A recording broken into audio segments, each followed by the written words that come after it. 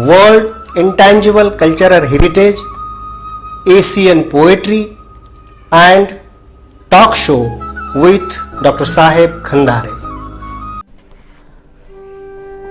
मित्रों, समूचे विश्व के सामने हाल में कई समस्याएं उभर कर आई है।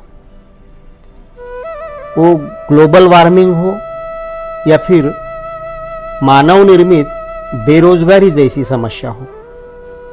अभी सभी और ये दोनों समस्याएं हैं। ऐसी कई सारी समस्याएं हैं जो एक तो प्राकृतिक है या फिर मानव निर्मित है। इन समस्याओं का समाधान करने हेतु जो अनुसंधान होना चाहिए था, जिस तरह अनुसंधान होना चाहिए था, वो उस तरह हुआ दिखाई नहीं देता। क्योंकि किसी भी अनुसंधान से निकलने वाले निष्कर्ष वो सभी हाइपोथेटिकली नहीं होने चाहिए, मात्र ग्रहितों पर आधारित नहीं होने चाहिए। उसके लिए जो सर्वे किए जाते हैं या फिर जो समस्या जहां पैदा हुई है उस समस्या के मूल तक जाने के लिए मानवीय इतिहास से लेकर के सभी शास्त्रों को या सभी शास्त्रों के साथ साथ कला और सामाजिक शास्त्रों का भी अध्ययन जरूरी होता है। इसीलिए मैंने भारत में सर्वप्रथम 1993 में एक शोध प्रणाली का निर्माण किया था। उस शोध प्रणाली का नाम है इंटरडिसिप्लिनरी रिसर्च मेथोडोलॉजी। मुझे कहने में ये गर्व महसूस होता है कि उसके पहले जब मैंने पहली कार्यशाला ली, उस कार्यशाला में मैंने क्या होता है इंटरडिसिप्लिनरी रिसर्च मेथोडोलॉजी, इस प्रश्न को लेकर के शुरुआत की है। इसका मुझे बहुत गर्व है कि भारत में मैं पहला आदमी हूं कि जिसने इंटरडिसिप्लिनरी रिसर्च मेथोडोलॉजी इंट्रोड्यूस की। तब से लेकर मैं एक एक समस्या को लेकर के उस शोध प्रणाली से उसका उत्तर शोधने लगा, खोजने लगा।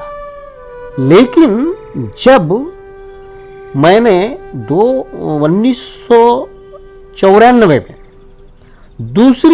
दूसरा एक सिद्धांत लोगों के सामने रखा था, वह सिद्धांत था संस्कृति से विकास की ओर, यानी how to achieve the sustainable development through intangible cultural heritage.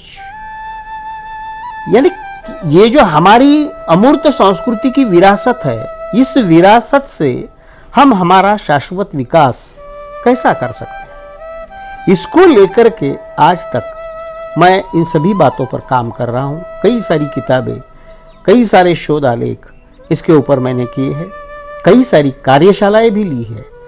मेरा मानना यह है कि जब तक हम अमूर्त संस्कृति विरासत का संरक्षण नहीं करते और संरक्षण करके उसके मूल स्वरूप को जान करके उसमें विज्ञान की या तंत्रज्ञान की खोज नहीं करते, तब तक हम शाश्वत विकास की ओर नहीं जाएंगे।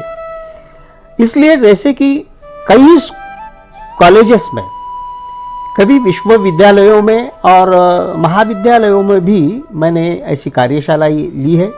आज एक नमूना के तौर पर आपको एक कार्यशाला की कुछ मिनट की वीडियोस मैं दिखाने जा रहा हूं। तो देखिए, यह वीडियो परभनी के शारदा महाविद्यालय में मैंने how to safeguard intangible cultural heritage and how to achieve the sustainable development, ये दोनों बातें स्टूडेंट्स को, विद्यार्थियों को बताने के लिए यह कार्यशाला ली थी।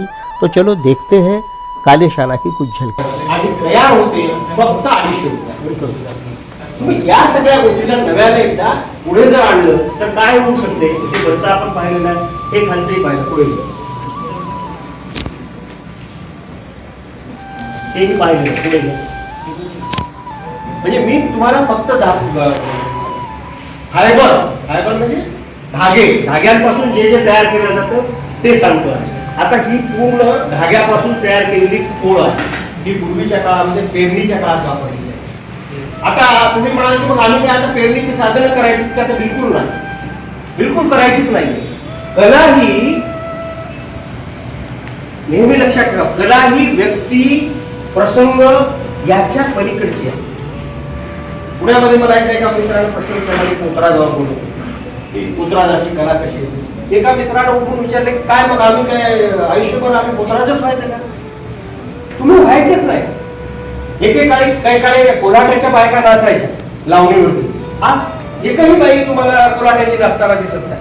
जात धर्मपंथ हा तिचा नाहीच. कला म्हणून तुम्हाला ती प्रदर्शित करायची असेल आणि त्यातून अर्थार्जन करायचं असेल, लक्षात ठेवा, फुकट काहीच करू नका.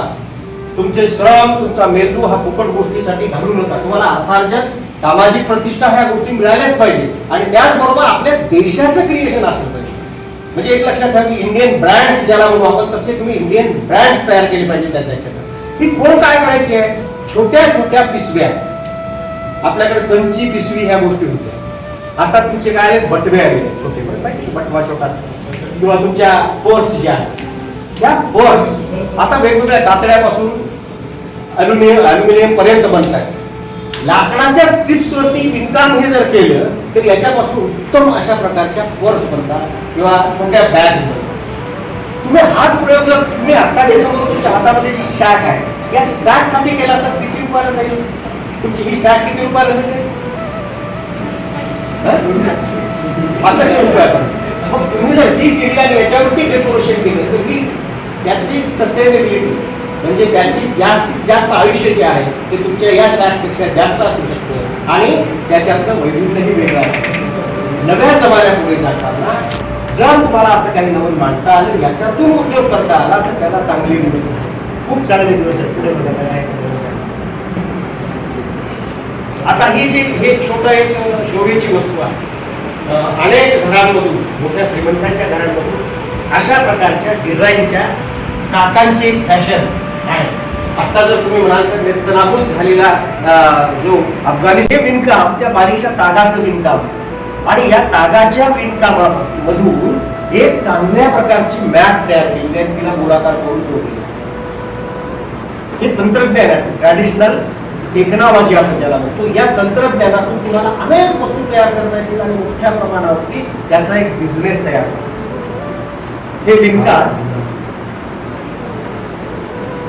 हे सुद्धा जवळपास 40-50 वर्षापासून माझ्याकडे असलेलं गोष्टी. याच्यातून तुम्हाला काय करता येईल, how to achieve the sustainable development, शाश्वत विकास कसा करता येईल, हा सगळा तोच भाग आहे. आपल्याकडे बरूचा भाग होता येईल, बरू हा वरचा भाग बरूचा आहे आणि इथून खालचा जो भाग आहे हा सगळा त्या कळसाच्या पुढचा. आणि याच्यातून म्हणजे निसर्गाची हानी न करता जर तुम्ही काही केलं तर ते शाश्वत विकासामध्ये होतं.